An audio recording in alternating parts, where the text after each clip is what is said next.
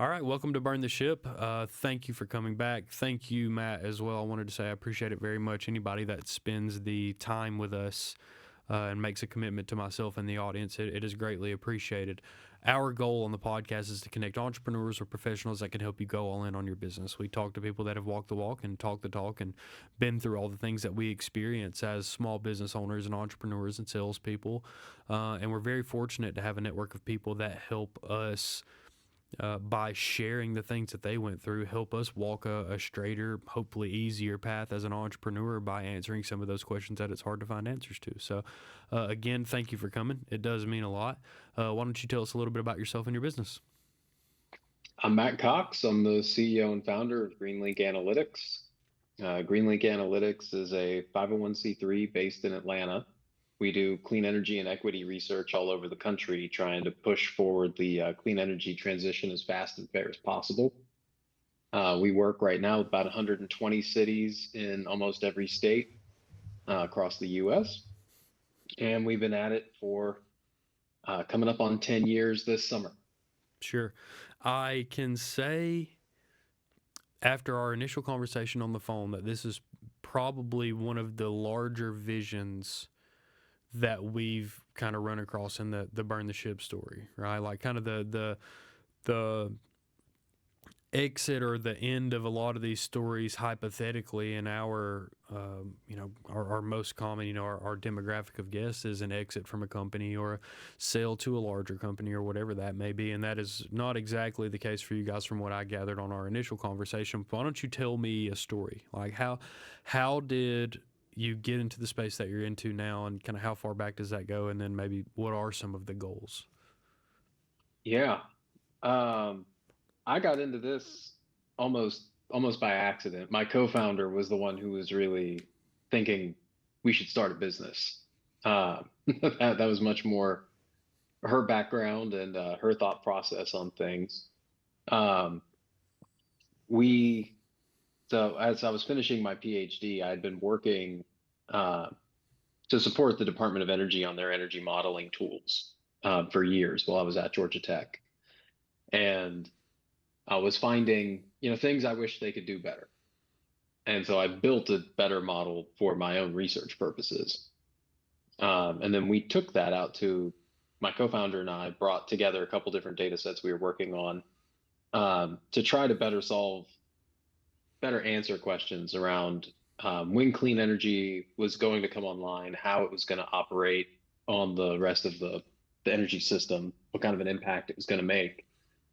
Um, and we took that to a contest that MIT and the Department of Energy were hosting, and we won the contest. And so that came with a little bit of money that got us started. We could then go ahead and pay the Secretary of State the money they were looking for to incorporate. Um, and then she really was the one that said, like, look, I think there's a business here for this. And so we started a process then of really uh, talking with as many people as we could around like what kinds of issues they were facing, and whether what we had would be a useful solution to some of the problems they were encountering. So it took us probably about 5 months to get that first client in the door for us, and we started building from that point on. So it was about a year after that I moved from moonlighting on GreenLink. At the time, I was the city of Atlanta's energy manager, and so I was leading energy policy initiatives for the city all day, and then coming home and working on questions that at that time mostly environmental law firms and solar developers were facing, and so trying to help them answer their questions around the system dynamics and price opportunities and what was going on with utilities Sure. so that they could figure out how to better integrate their products into that space. But yeah, about a year into that, I came on full time instead of just working nights and weekends, and we started to build from there. What does it look like for someone to be a client of yours? Like what makes someone a client of yours, and what is that process like? We have two major categories I would put things into. So we have folks that come to us because they need a consultant. And so they will ask us for advice, expertise, analysis that's related to energy systems and energy policy. We've got one team that focuses on that. We have one that focuses on predictive analytics and understanding kind of what's the most likely set of future outcomes. So our data science team does a lot of work on that. And then another group that does a lot of focus on community engagement and policy process work. So our community team leads up that. So that's kind of the consulting bucket for us. Mm-hmm.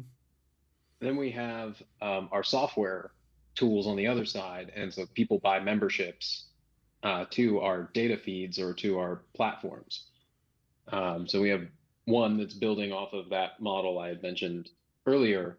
So that's called Athenia, which is I'm sure you guys talk a lot about like AI and machine learning stuff. It's a machine learning approach to the energy system. Sure. And so it's figuring out, how's this whole system going to work? And then if we change certain components of supply and demand, or you put more clean energy onto the grid, how's the whole system react to it? So that's being used. We've got a number of people that buy, or a number of corporations that buy memberships to that data feed to help them optimize a couple things at the same time. So they're trying to reduce their overall energy spend. So if you understand when the grid is going to be most congested and at its highest use point, that's often the times that commercial and industrial customers pay the most for energy. So we can help them understand like, hey, it's most likely that it's going to be really expensive at this time, 2, 3, 4 years from now. And so they can figure out what do we need to do to make sure that we avoid that expensive moment for our operation. And then we're also producing carbon forecasts at the same time. And most of these organizations also have pretty strong decarbonization goals. Sure. And so they use that to inform both of those, that cost and the carbon strategy. We have GEM, which is our equity mapping platform. And so that's used today mostly by about 200 city and community-based organizations, although there are a handful of private sector folks in there as well, to help understand the current state of play for about 46 equity indicators at a neighborhood level anywhere across the country. So that's being used right now to help guide the deployment of a little over 250 million in energy equity spending nationwide. And then the last one we just launched, which is our jobs calculator. And so we haven't gotten anybody with a marketing brain yet on coming up with a catchier name for it yet. But that helps us evaluate what the labor needs are going to be in the clean energy transition. And then can also help folks figure out like, where are we now? Where do we need to be? What's the gap? So what kind of training do we need to provide to which communities? How do we try to set this thing up for success? Sure. As we're seeing, hundreds of billions of dollars invested into the space in the next, 5 to 10 years. Yeah, for sure. So is there short-term value in this data as well? I know that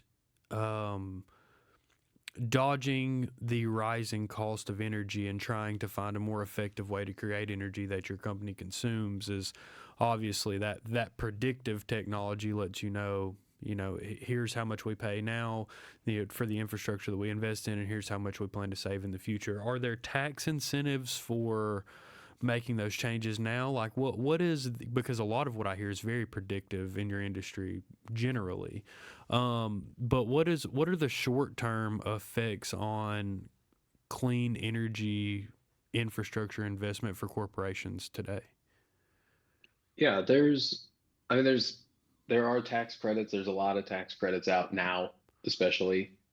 So if you were looking at rooftop solar as one example, if you were able to stack every incentive that was contained inside of the IRA, folks like PricewaterhouseCoopers have said that they think you could get a 60 to 70% subsidy off of the total installed cost of that rooftop installation. So it just kind of depends on how many of the different boxes can you check. Sure. But there's a range that I think goes anywhere from like 6 to 60, 70% Sure. um, could be taken care of. And there's tax incentives for a lot of stuff beyond solar, hydrogen. I think they're trying to bring back some of the energy efficiency ones that were there. Wind got its tax credit extended. Some of the battery storage pieces, there's tax credits for, as well as for individual like appliances and pieces of equipment that you might have. There's an awful lot that you would need to navigate. Um, and then some of those incentives are also dependent on the carbon intensity of the energy that you're using. So, like the rules that have just been proposed for the hydrogen tax credits, for example, the level of the tax credit that you receive is dependent on how clean the electricity was that was used to produce the hydrogen. So you need to know at that point, like, well, what was the carbon intensity of my electricity every hour that it was running through my facility, uh, so that I can claim, the highest amount of that tax incentive that I can. So yeah, there's a lot of things going in that arena. Uh, and I think the other parts are going to be just around your general cost and risk management side of things. If people had made, or people that did make greater investments in energy efficiency, were insulated from some of the effects of, Russia deciding to invade Ukraine and seeing this big spike in natural gas prices. Sure. Um, so there's resilience benefits, there's some hedging benefits that you can also capture from understanding, what kind of exposure do you have to these different markets, and how do you think those are going to develop? Sure. No, that makes a lot of sense. Um, from an entrepreneurial perspective, what was what was it like gaining those first clients? Like what was your superpower early on that helped you guys grow? Because obviously it was backed by, 5-ish months of accumulating a tremendous amount of data. But what was the thing that when you were, just starting, you're in the infancy in the business world and you were still the energy manager for the city of Atlanta? Like what was the superpower that helping you grow and grow that desire to step away from your full-time thing? I mean, we bootstrapped it the whole way. So I mean, it was passion throughout. I mean, this was the kind of work that we wanted to be doing, and it was giving us an opportunity to get into that and to do it full time. Um, I think we had a lot early. There was a lot to learn for us. So we had found a client and we found a couple of clients, but things were very much kind of a roller coaster. We would joke that we were going to have our quarterly brush with death, but it wasn't really all that funny. Like that Sure. stuff's a little more reality than you wanted it to be. Um, and I think things really changed for us after about 3 years of that, Mm, because we always came up with a way. We always found a way out.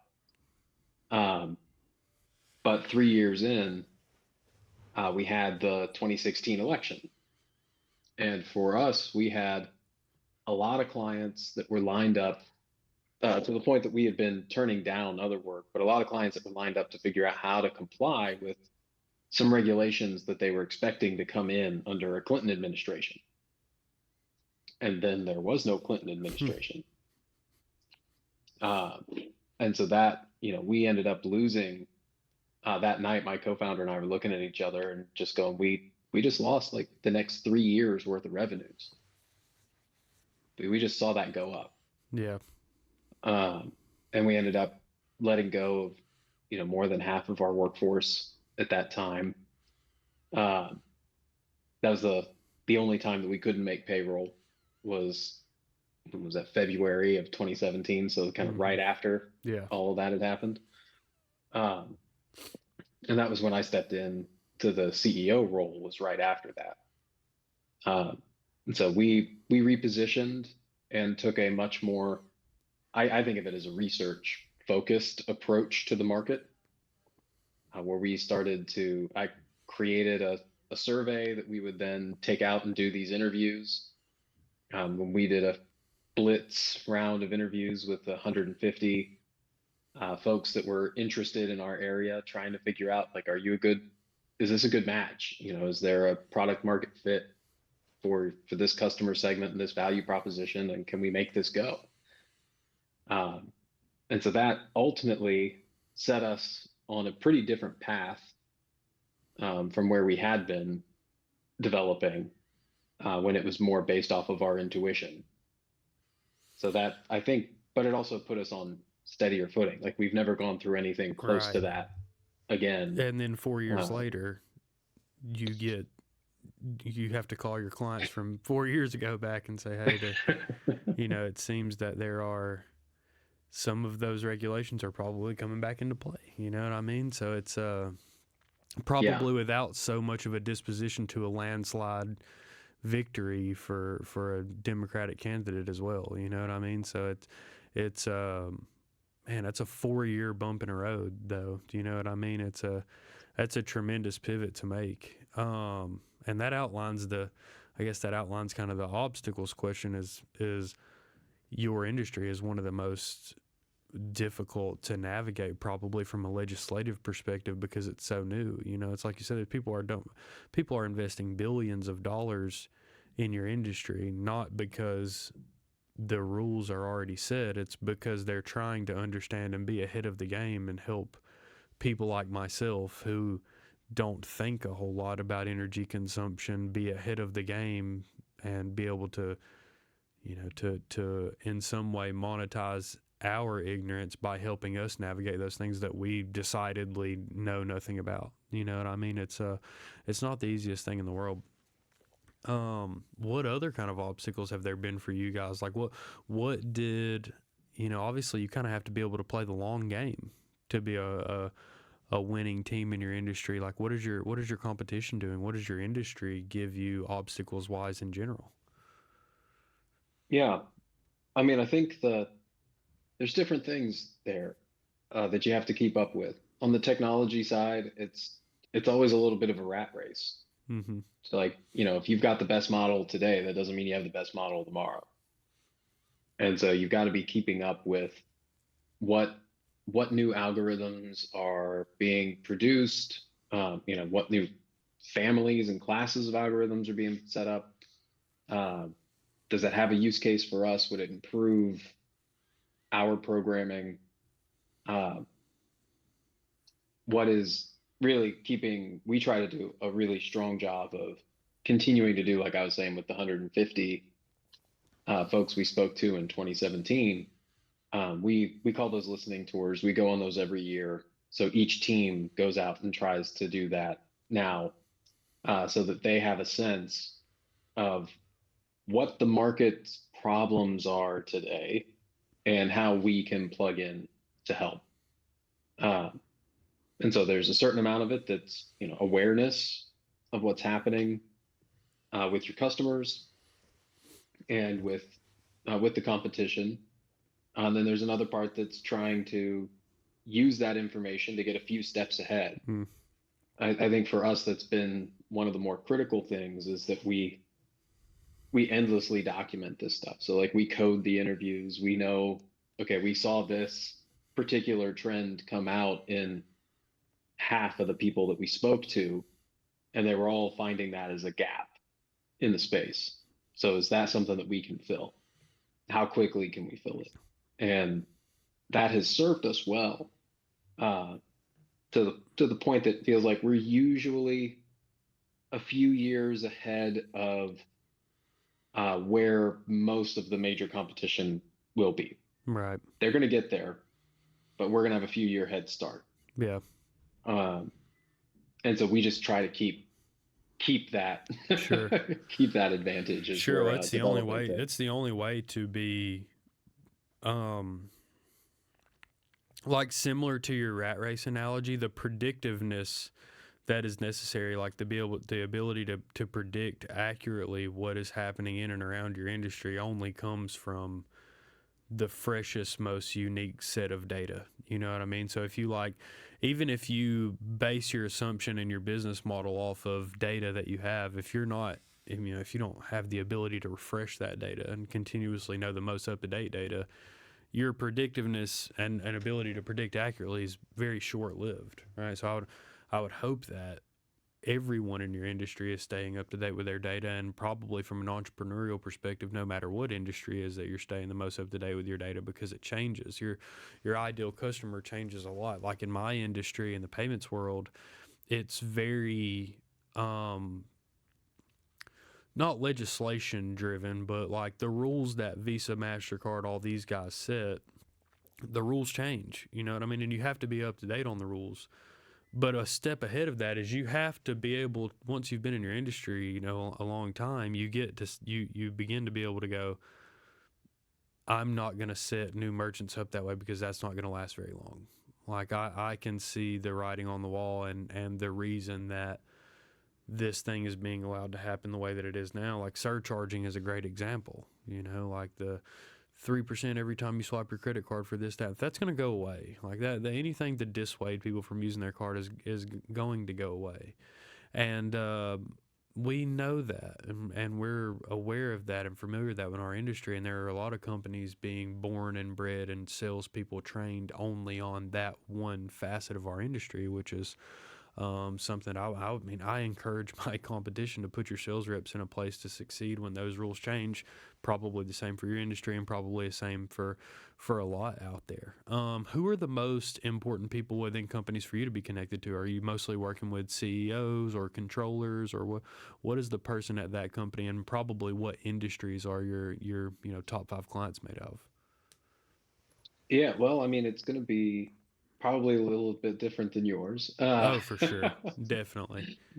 We work a lot with the energy teams. Like on the private sector side, it's going to be with the energy teams. It's usually a combination of somebody that's got a financial and an engineering responsibility. So if we're talking with a building owner, property manager, or if we're talking somewhat similarly too, though, with large retailers or big tech that Sure. is using our information. Um, and it's been interesting to see the moves there. I mean, like, initially that would have been really just that heavy focus on the energy forecast and the carbon side of things.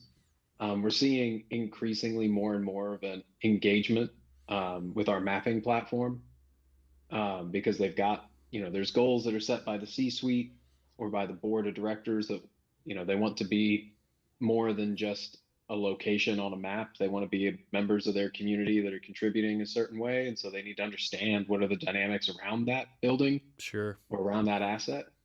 And then now there's also additional tax credits and incentives for some of them based on how they engage those communities. So there's a little bit more of a financial pull too. When we work with governments, it's usually going either through the sustainability office or the planning office for a city. With the states, it'll be generally the state energy office is the main point of contact for our stuff. Sure. Occasionally, like an EPA equivalent Yeah. at the state level. So in Georgia, that's the Environmental Protection Division. Folks like that may, from time to time, be engaged with us. And then we do a lot of work with other nonprofits too, Mm. and that's usually either directly connected through executive directors or kind of that next level down where they've got a specific program area that they're trying to develop and work towards, where we may be helpful. Sure. No, that makes a lot of sense. Well, I appreciate um, both the information that you've given us, because I think that your industry is something that's going to stare people in the face, whether it's from a municipality level or from a large scale manufacturing or large retailer level. Like it's something that's going to affect your business in one way or another, especially over the next probably 4 to 6 years. So I appreciate the entrepreneurial perspective and the industry information. It does mean a lot to us. Tell me this: how do people find you if they have questions, or if they want to buy something from you, or become a client, or have a referral? Where is the best way to reach you or your organization? Yeah, you can hit us up on our website, It's greenlinkanalytics.org. You can just reach out directly there. You can find my email or just send one to the organization in general. We'll be in touch. Sure. And then what is it like, especially for you, from making that um, the transition from a almost a government level, from a city level to a private organization, becoming the CEO, inheriting that responsibility. What has that journey been like for you, if you had to sum it up, and for the people that are listening that are looking for some inspiration to dive into their own business, why should they seek out that same opportunity?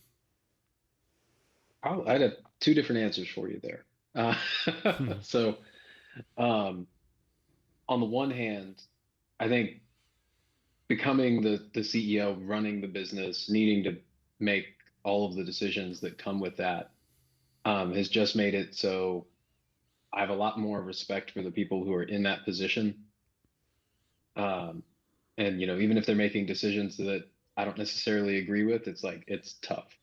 This is a hard job, and they may make a different decision than what you thought was the right decision at that time, but they're trying to balance all of the information that they have at any one given point in time, and that's usually more and better information than you've Sure. got being in that spot. So, uh, mistakes are going to be made because they're made by everybody.